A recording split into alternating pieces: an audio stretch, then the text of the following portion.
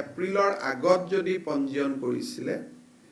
আৰু তেওঁলোক যদি ৰেচন কাৰ্ড পোৱাৰ যোগ্যতা আদাৰৱাইজ যোগ্যতা আছে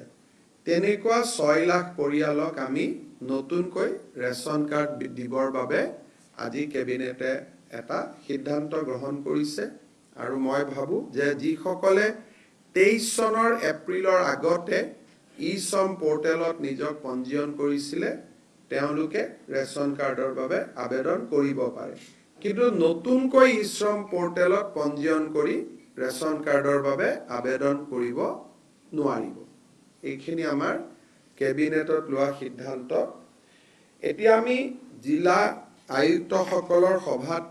গ্ৰহণ কৰা কেইটামান সিদ্ধান্তৰ বিষয়ে আপোনালোকক অৱগত কৰিব খুজিছো এটা হল মুখ্যমন্ত্ৰীৰ আত্মনিৰ্ভৰশীল অসম অভিযান এই স্কিমটোত আমি 2 লাখ টকা কৰি এজন নিবনুৱা যুৱক যুৱতীক নিজৰ উদ্যোগ স্থাপন কৰাৰ বাবে আমি সহায় কৰিম এনেকুৱা এটা আঁচনি আছিল 1 লাখ ঘূৰাই দিব 1 লাখ ঘূৰাই দিব নালাগে তাৰে যেটো প্ৰথম পৰ্যায়ৰ ইন্টাৰভিউ আছিল সেই ইন্টাৰভিউটো সমাপ্তি হল এতিয়া 1:2 অৰ্থাৎ প্ৰথম বছৰ আমি 30,000 লোকক যুৱক যুৱতীকে সহায়টো কৰিম আৰু তাৰ পিছত আমি আৰু 70,000 ল'ৰা ছোৱালী কৰিম দ্বিতীয় পৰ্যায়ত প্ৰথম পৰ্যায়ৰ যেটো 30,000 ল'ৰা ছোৱালীক আমি সহায় কৰিম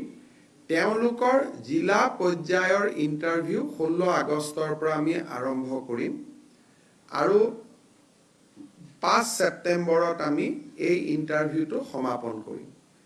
আৰু 30 ছেপ্টেম্বৰত আমি 30,000 যুৱকক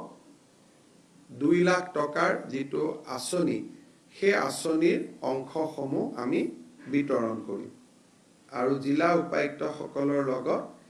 এই বিষয়ে আমি ডিটেইল আলোচনা কৰিলো যাতে কোনো ক্ষেত্ৰতে কতো খেলিমেলি নহয়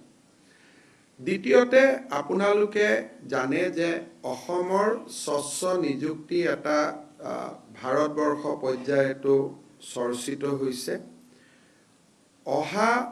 যি আমাৰ পৰীক্ষা হ'ব তৃতীয় আৰু চতুৰ্থ শ্ৰেণী এটা পৰীক্ষাত 11 লাখ পৰ্যন্ত প্ৰাৰ্থী হৈছে গতিকে জিলা উপায়ুক্তৰ সন্মিলনীত আমি আলোচনা কৰিলো যে কেনেকে আমি অতি সুন্দৰভাৱে এইবাৰো স্বচ্ছতাৰে সৈতে এই পৰীক্ষাটো সম্পূৰ্ণ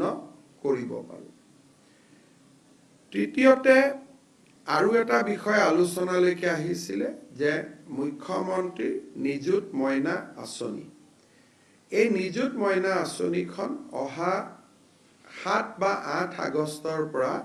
আমি প্ৰপত্ৰ বিতৰণৰ কাম আৰম্ভ কৰিম তাৰ আগতে আঁচনিখনৰ ওপৰত এখন আমাৰ সাংবাদিক মেলো হ'ব আমি